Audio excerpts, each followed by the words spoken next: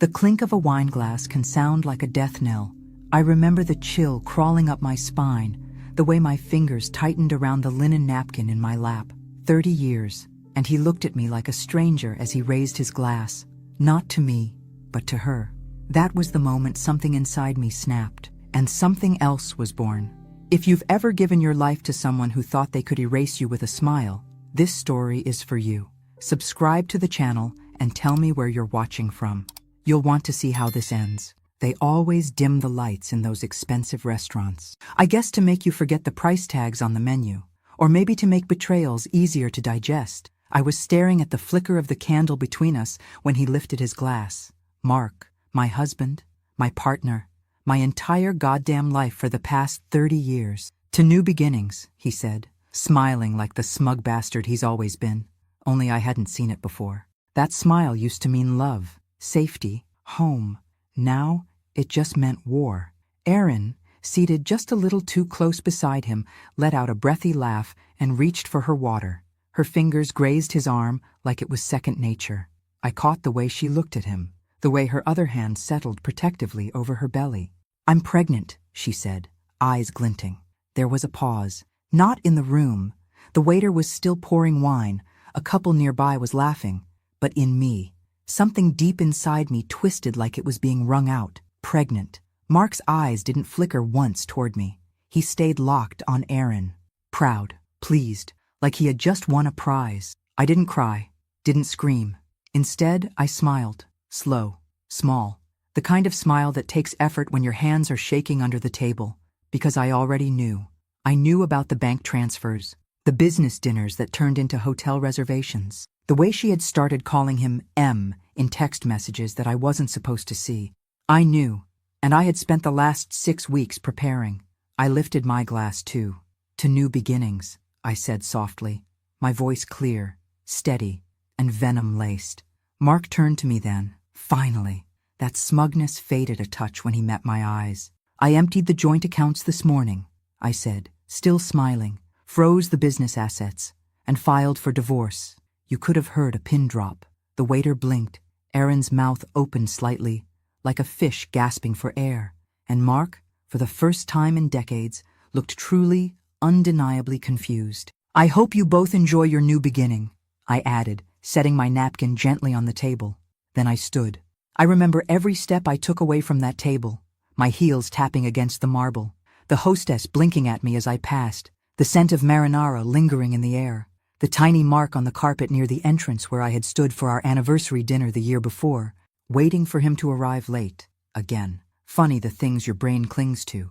I walked out into the night, not as a woman falling apart, but as one finally waking up. And behind me, for once, it was Mark who had to explain something. I didn't go home, not the one we shared. I had a plan, a checklist. I wasn't the Helen Carter who had swallowed every insult, every dismissal, every "you just don't understand the business, sweetheart," that Helen had died the moment Erin touched her stomach and called it a miracle. No, this Helen was done waiting quietly while other people dictated her worth. The game was on, and I had just made the first move.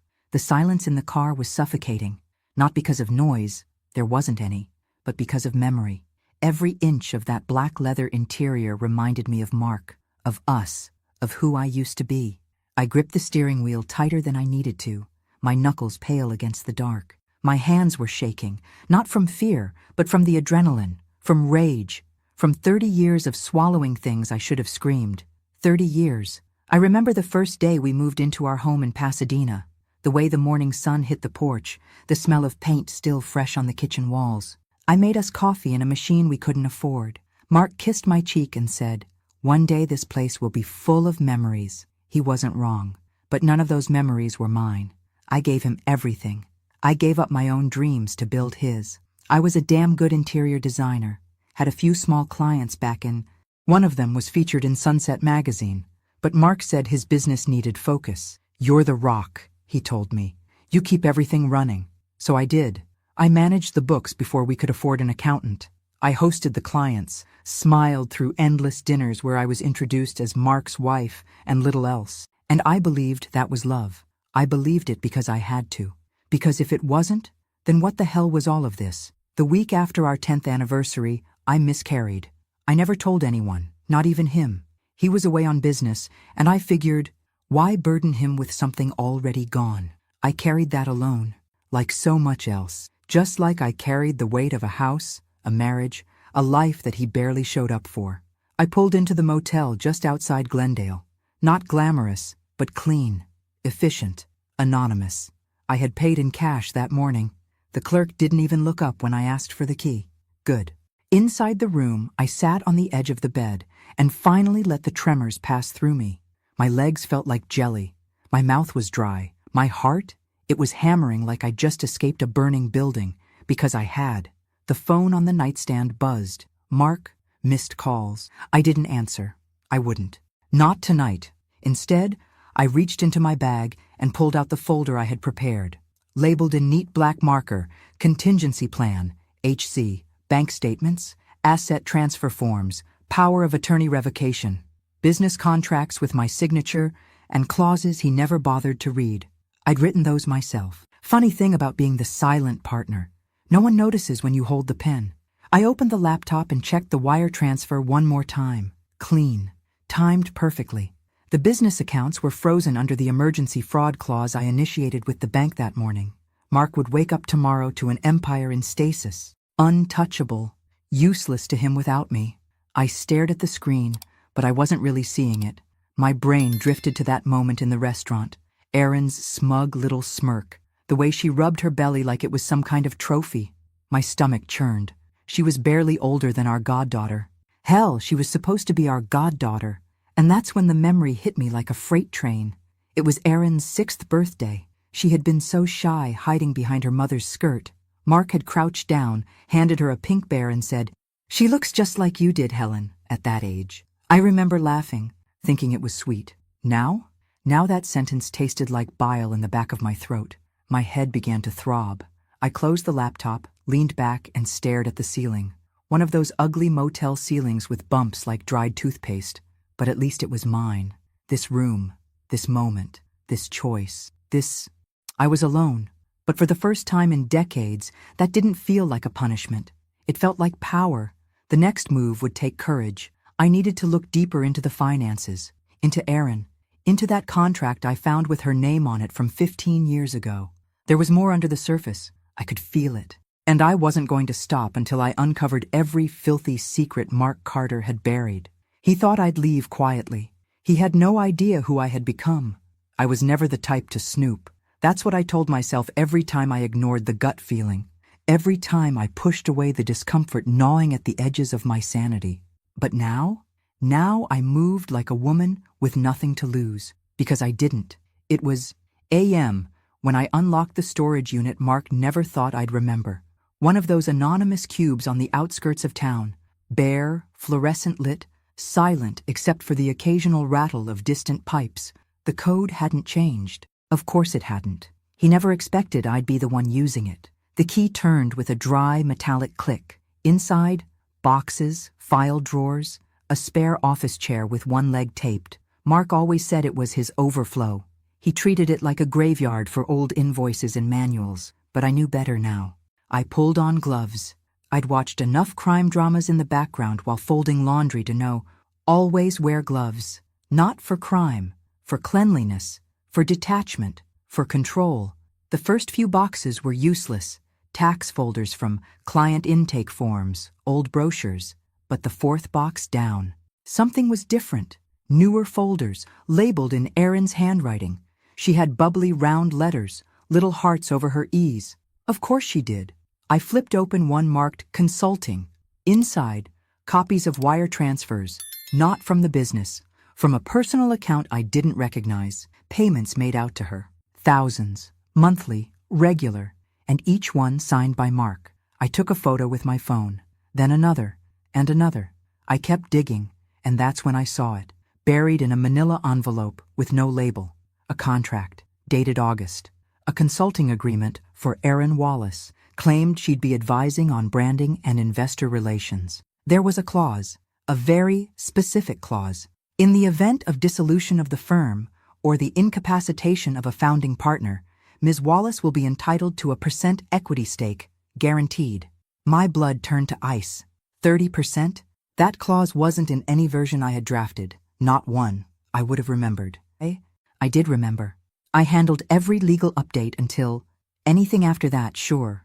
But this was, I stared at the signature block. Helen Carter, co-founder, Mark Carter, CEO, Aaron Wallace, consultant. Except my name had been forged. Sloppily. The loop in the H was wrong. The angle on the C too sharp. I stepped back. My hands were sweating inside the gloves now. My breath came in short, sharp bursts. A roaring in my ears drowned out everything else. 15 years ago. 15 years ago, Mark gave that girl, barely out of college, a path into our company, into our lives, not just as a side fling. He was building a future with her. Back when I was still trying to get pregnant, I dropped onto the cold floor. My knees hit hard, the ache shooting up to my spine. But I didn't care, because that's when the last piece slid into place. He had never chosen me. Not once. He tolerated me, used me, kept me because I was useful, because I played the part and never looked too closely. And now that I was older, less appealing by his standards, easier to discard, he thought I'd go away like an old piece of furniture. But I wasn't furniture. I was fire. I stood, gathered the documents I needed, and walked out. The city was still asleep as I drove back toward the motel. I felt the weight of the folder in my lap like it was a weapon. And in a way, it was. The kind that wounds quietly, strategically, with no fingerprints. My phone buzzed again. Voicemail, new message. I didn't open it. Not yet. There was more to find, more strings to unravel. But now, for the first time, I had a thread that led straight to the core of the rot. Mark's world was built on lies, and I was going to be the woman who tore it all down. The first time I saw Aaron Wallace, she had chocolate on her face and a ribbon in her hair. She was 6, maybe 7, shy. Her mother, Karen, was one of those effortlessly charming women, always laughing too loudly, always touching your arm when she spoke. Mark said they were old college friends. She'd moved to Pasadena after a bad breakup and needed help settling in. Of course, we helped. That's what good people do, right? And Erin was sweet, quiet. She used to sit on our couch, flipping through my design magazines, asking if she could have a house like that someday. I made her cocoa. I took her school shopping when Karen got the flu. She called me Aunt Helen, even though we weren't related. I loved that child who looked so much like me when I was her age. Too much, now that I think about it. The soft brown curls, the gap in her front teeth, the way her nose crinkled when she laughed. I should have seen it. God, I should have seen it. But I didn't. Not until I was sitting in my car outside the county clerk's office, staring at a copy of Erin's birth certificate I had pulled after 3 hours of bureaucracy and polite lies. Mother, Karen Wallace. Father, Mark Edward Carter. I didn't cry. I couldn't. I just sat there, my nails digging into the steering wheel, breathing in through my nose like I'd been trained to do in Lamaze class all those years ago. A class I'd taken alone. Mark was busy that day, busy making another family.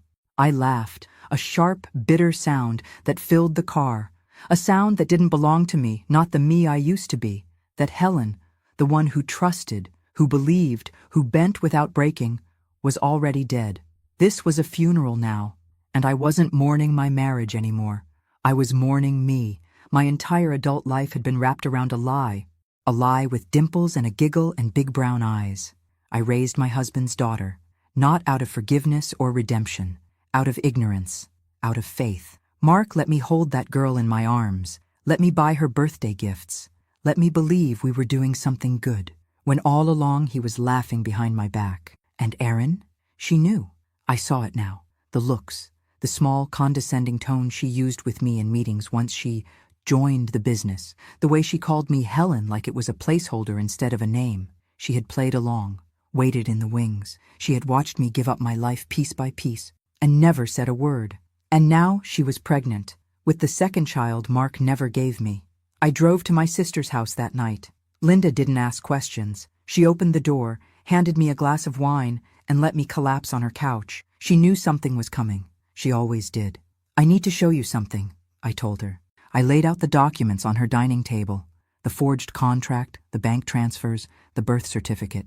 She stared, quiet, her jaw tight. This is criminal, she finally whispered. I shook my head. It's Mark. That's worse.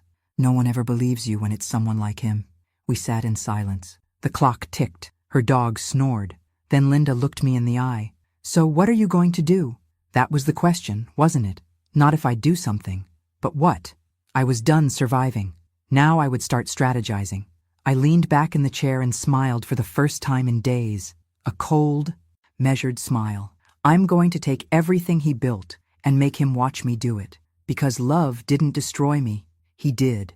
And now, I would be the one writing the ending. You don't really know yourself until you decide to burn everything down.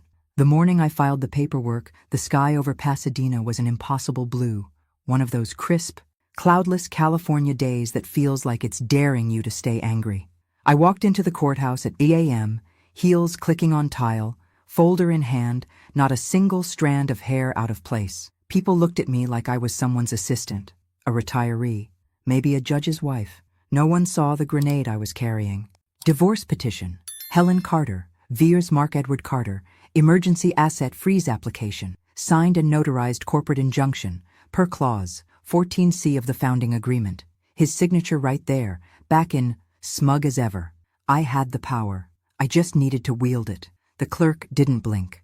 She stamped the documents, took my ID, handed me a receipt, and just like that, my 30-year marriage was officially unraveling, one legal stamp at a time. I walked out of that courthouse into the sun, heart hammering against my ribs, not from fear, from freedom.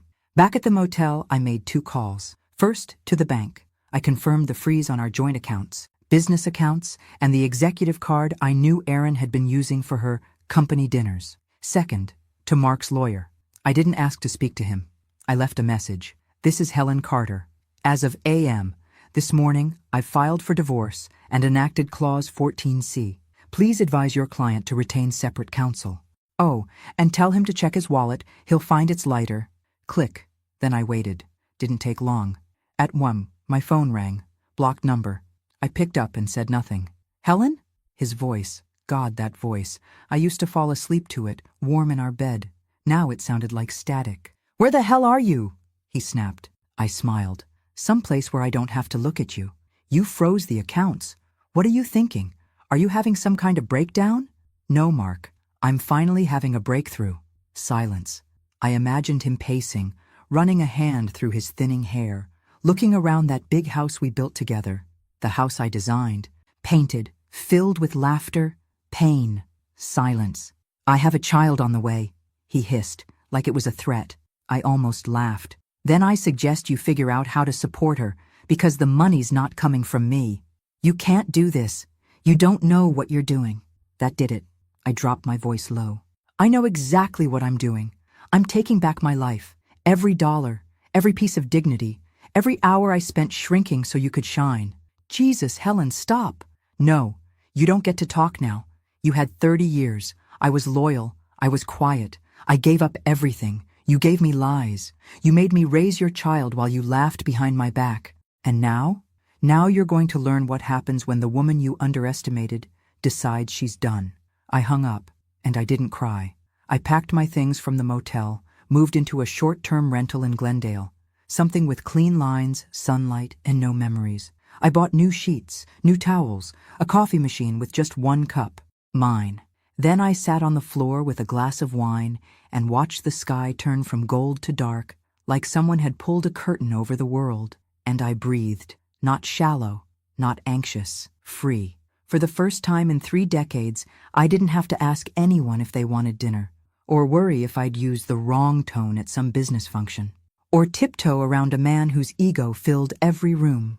That night, I slept like a woman who had just burned her prison to the ground. And when I woke up, I was already thinking about my next move. The first headline hit 2 days later. Pasadena power couple. In shock divorce, financial freeze raises eyebrows. I was brushing my teeth when I saw it. The toothpaste foamed in my mouth, bitter and minty, as I stared at my face on the screen.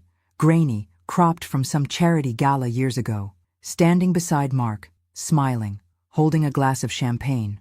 I spit. The article was polite at first, measured, speculative. But the words, unconfirmed allegations of financial misconduct, practically leapt off the screen. That was all it took. The floodgates opened. By noon, 5 more outlets had picked it up. By evening, a local podcast ran an emergency episode with a clickbait title, The Fall of Mark Carter, Divorce, Deceit, and a Mysterious Frozen Fortune. They had no idea. Not yet. But they would. I watched it all unfold from my rental, wrapped in a navy robe, sipping bitter coffee from a chipped mug that felt more honest than any of the expensive crystal I used to wash by hand. The comments were brutal, speculative, hateful. Most of them aimed at me. She finally snapped. She's jealous. Bet she's bitter because the new girl's younger. I closed the laptop. It wasn't worth it. I'd lived under the weight of people's opinions long enough. Now they could think what they wanted, while I handled the facts. I wasn't bitter. I was brilliant. And the best part? They hadn't even seen the worst of it yet. That came later, when someone, I don't know who and I don't care, leaked the internal memos, emails, bank records. It was all there. Mark's double billing, the silent payments, the expenses marked consulting that led straight to Aaron's personal Venmo, the suite in Manhattan paid for with business funds, the 2 first-class flights under fake client names, one of them hers. The documents were anonymously submitted to a journalist I had quietly reached out to 2 weeks earlier. Her name was Danielle Griggs, local, smart, no nonsense. I handed her truth in a tidy envelope. She turned it into fire.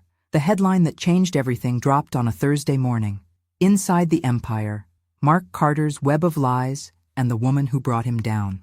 This time, the photo was just me, standing alone outside the courthouse, sunglasses on, chin up, and the public, they flipped. Suddenly I wasn't the crazy wife. I was the hero, the woman who saw through the lies, the woman who fought back, the woman who did what no one else dared. Ex-employees started coming forward. Quiet messages turned into loud statements. He made me sign NDAs. He took credit for everything Helen designed. She ran that company, not him.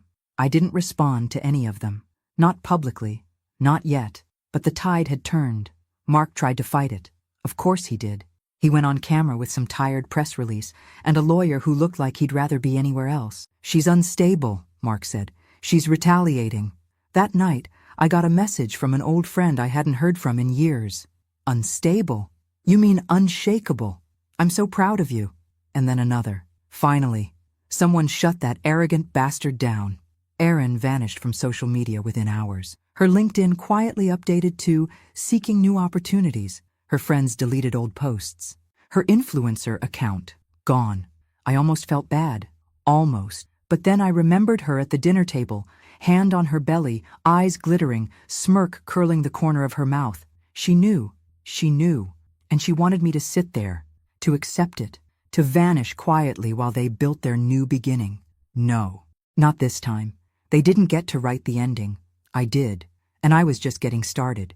Silence can be the loudest sound in the world. I hadn't spoken to Mark since the call after the asset freeze. He didn't try again. No apology, no explanation, just silence. But the world was anything but quiet. 3 weeks after Danielle's expose, the real flood began. A woman named Lisa Hartman emailed me. Subject line, I used to work for him too.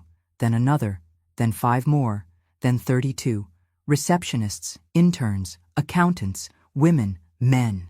People who had walked away from Carter & Co. with shame in their throats and silence on their lips. Until now, they'd been mocked, gaslit, undermined, passed over for promotions after doing all the work. One woman had her designs sold to a client under Mark's name. Another found Erin wearing the necklace her grandmother had made, the one she lost at the company retreat. Story after story. Abuse didn't always come with bruises. Sometimes it came with a smile and a bonus check. Less than promised. Danielle wanted to run a follow-up piece. But this time, she didn't want anonymous sources. She wanted me.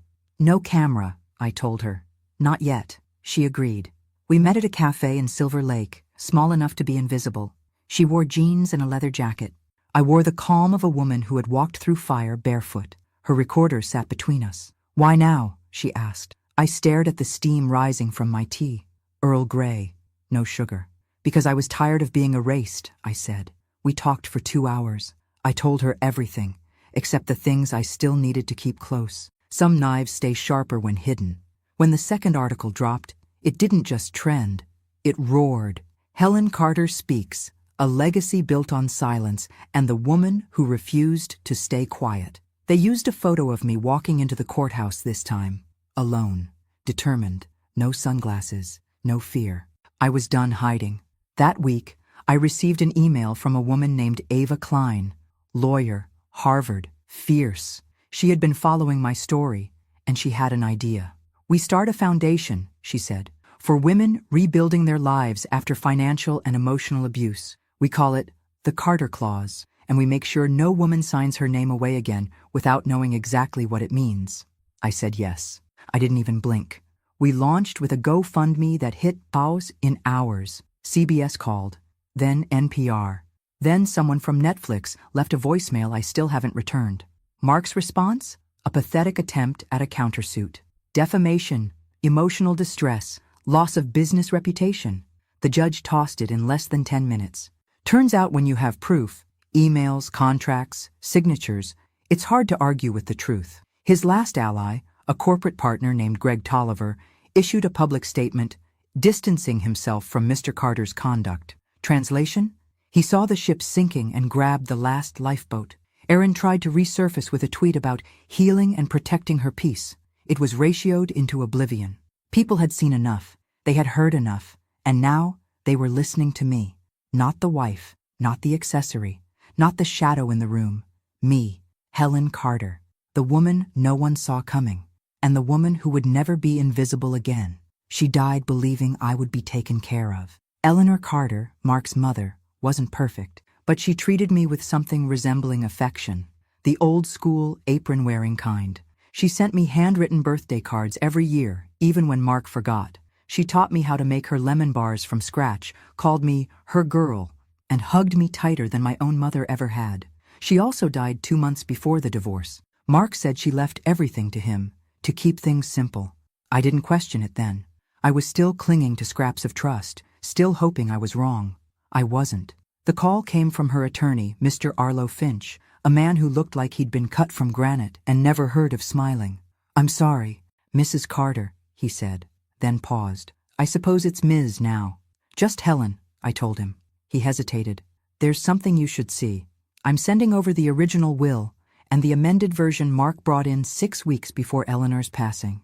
I sat in my new apartment, hands clenched around a mug of chamomile tea that had long gone cold. As I read both documents side by side, the original left % of her estate to me, a vacation cottage in Mendocino, her jewelry, her Buick Riviera that she never let Mark touch. The amendment left everything to Mark, every last cent. Signed by Eleanor in shaky cursive that didn't match any of her previous signatures. Mark had power of attorney, medical, financial. I'd been in the hospital room the day before she passed. She was lucid. She told me she was proud of me. She said, "You were always the steady one, Helen. He never deserved you." She hugged me. And 6 weeks before that moment, he erased me. I dropped the papers. I couldn't breathe. How do you mourn someone twice? First when they die, then when you realize they were used against you. I called Arlo. "This signature," I said. "You've seen it. You know it's not hers." Silence. Then, "I can't say it officially, but I agree with you. Can anything be done?" A pause. Longer this time. "No, not now. Not without years of litigation. And with the statute of limitations and Mark's legal protections." He trailed off. "I'm sorry." I hung up, and I screamed. A deep guttural sound I didn't know I had in me. It tore through the walls of my small apartment. My voice cracked halfway through. I slumped to the floor and cried like I hadn't cried in years. Not over Mark, not over money, over Eleanor. She loved me, and he took that too. But something changed that night. Something vital. This wasn't just about vengeance anymore. It was about justice, about truth, about every woman who's been erased, silenced, overwritten by a man with a bigger voice and a better tailor. I stood up. My face was swollen. My heart ached, but I was clear. Mark had stolen everything, but I still had my voice. And now, I was going to use it to make sure no one else ever lost theirs again. Justice doesn't come in a blaze of glory.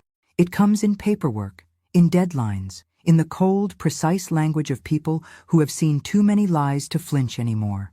It was a Tuesday when I walked into the office of Cheryl Kim, a forensic accountant with a reputation for unraveling financial knots like they were shoelaces. Her desk was spotless, her blouse crisp. She didn't ask if I wanted water.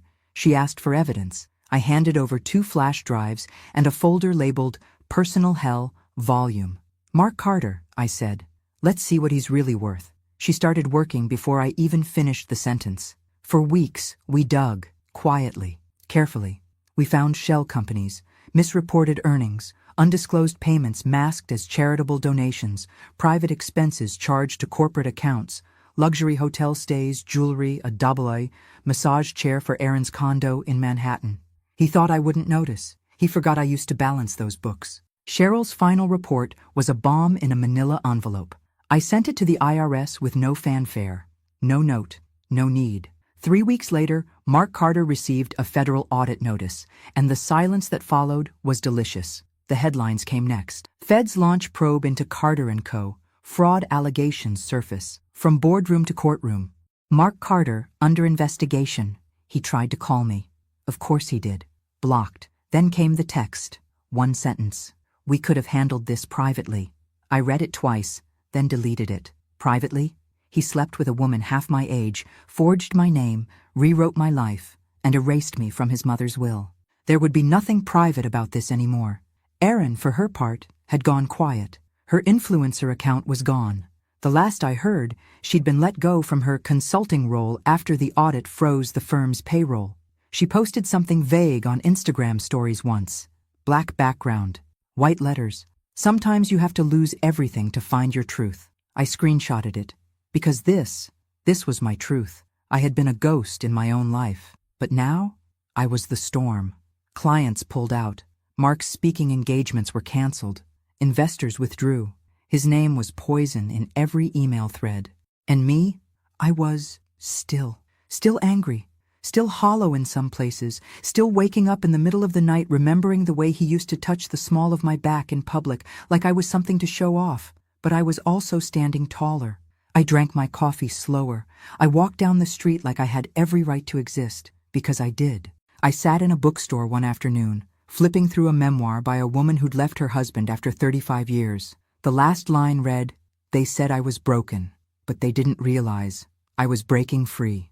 I closed the book and smiled, because I wasn't broken, not anymore. And the man who thought he could break me? He was the one being slowly, methodically dismantled, one truth at a time. Revenge is loud, but freedom is quiet. It was a Tuesday.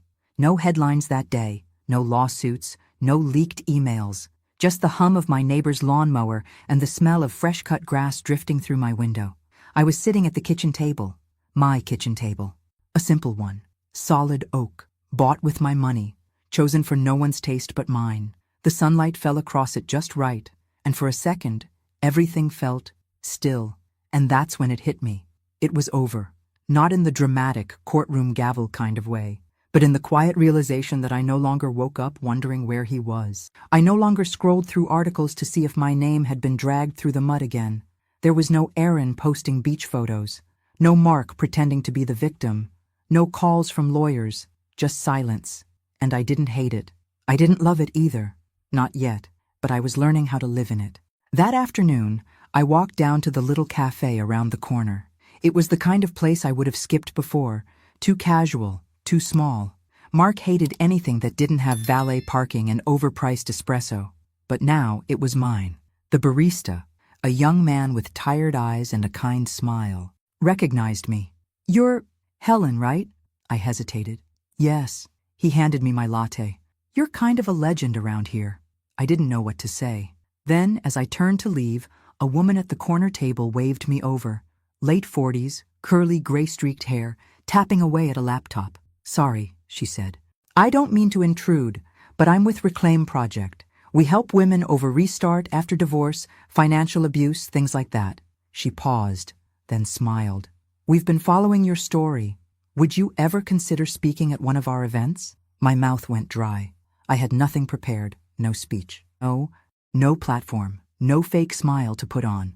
And for once, I didn't need one. I just said, yes, not for them, not for some performance, for me. Because somewhere along the way, this stopped being about Mark, or Aaron, or even Eleanor's will. It became about the version of me that never had a voice, the version who stayed quiet so people would like her, who made herself smaller so others could shine, who stood in the background of every photo of her own life. Not anymore. I walked home with a flyer in my purse and a strange new feeling growing in my chest. Not anger, not grief, purpose. That night I opened my laptop. I didn't check the news. I didn't Google Mark. I opened a blank document. Title, The Woman You Forgot to Fear. I started typing, and for the first time in 30 years, I didn't feel like I was telling someone else's story. I was finally telling mine. The first time I held my book in my hands, I cried. Not a dramatic, movie scene kind of cry. No soundtrack, no arms around me. Just tears, quiet and warm, slipping down my cheeks in the middle of my living room, under a dusty beam of afternoon light. The title gleamed in black serif font, The Woman No One Saw, by Helen Carter. 267 pages of pain, clarity, and cold truth. It wasn't just a memoir. It was a warning, a mirror, a flare in the dark for any woman who had ever been told to calm down, to let it go, to be grateful. I had written it over 6 brutal months, late nights, early mornings. Every chapter dragged pieces of me into the light, some that I didn't even know I'd buried. I bled into those pages, and I refused to clean it up. The day it hit Amazon, it sold out in 3 hours. Then the emails came. From strangers, from survivors, from daughters who watched their mothers go silent, from women who had become their mothers, from men, even, quiet, ashamed, repentant. Your book saved my sister. I left him. I took my kids, and I left. You made me believe in myself again. Mark sent a cease and desist within hours. His lawyer claimed it was character defamation, said I misrepresented events, weaponized emotional narrative, and caused irreparable damage to his reputation. My response? I posted the cease and desist letter on my website, with a single-line caption, "Here's what silence looks like when it's scared." The public turned feral. The backlash was swift. The hashtag #WeSeeHelen trended for 3 days. I didn't ask for it. I didn't organize it, but it found me. And Erin? She tried one last grasp at sympathy. A blog post, long, rambling, about grief and being misled and finding herself in an impossible situation. It was deleted within the hour. I didn't respond. I didn't need to. Mark dropped the lawsuit, quietly, without comment. His law firm removed his name from the masthead. His former clients? Gone. He still had money. But no one wanted to sit next to him anymore. At one event, a woman approached me with a hardcover copy of the book and eyes that had clearly seen too much. She held it out to be signed, then said, "You didn't just survive him, you outlived his shadow." And that's when I knew. This wasn't revenge. This was resurrection. I had taken everything he tried to erase and carved it into permanence. Not in court, not in fire, but in ink, and nothing he did now could unwrite me. The Pacific is a strange kind of blue in April. Deeper, moodier, the kind of blue that feels like it could swallow you whole if you let it. I stood on the shore of Santa Monica, my toes dug into the cool sand, the wind tugging gently at my scarf. The exact same date, April 10th. 31 years ago, Mark and I toasted our first anniversary at a little seafood place up the road. He'd bought me a necklace I later learned he'd charged to a company card. I wore it anyway. Today I wore nothing but myself. No jewelry, no makeup, no performance. Just me. My phone buzzed in my coat pocket. I didn't check it. Not yet. I wasn't ready to come back from this moment. The waves whispered, each one carrying away a version of me I no longer needed. The woman who apologized for speaking up. The woman who measured her worth in someone else's comfort. The woman who mistook survival for peace. Gone. In her place, someone quiet, clear, steel-backed. I had spent so long bracing for impact, waiting for the next lie, the next betrayal, the next wave to drag me under. But now, the storm had passed. Mark? Last I heard, he was consulting, a fancy word for unemployed with excuses. Erin had moved to Denver. Word was she took the baby with her. No more designer purses, no more brand deals, just a woman holding the wreckage of a castle built on someone else's foundation. I didn't hate her anymore. I didn't need to, because hate keeps you tethered, and I was finally untethered. I reached into my coat and pulled out my phone. One new voicemail. Hi Helen, this is Andrea from Beacon Publishing. We're excited about the sales numbers for The Woman No One Saw. We want to talk to you about a second book, maybe even a series. Let us know if you're open. I smiled, not because of the offer, because they saw me, really saw me. I closed the phone, slid it back into my pocket, and stared at the horizon. For the first time in my adult life, I didn't belong to anyone. Not to a husband, not to a story, not to a legacy I didn't choose. I belonged to me, and the silence around me, it wasn't loneliness, it was peace. I turned, walking away from the water, one steady step at a time. Whatever came next, it would be mine, all of it. And this time, I would write the story myself. Thanks for listening. Don't forget to subscribe and feel free to share your story in the comments. Your voice matters.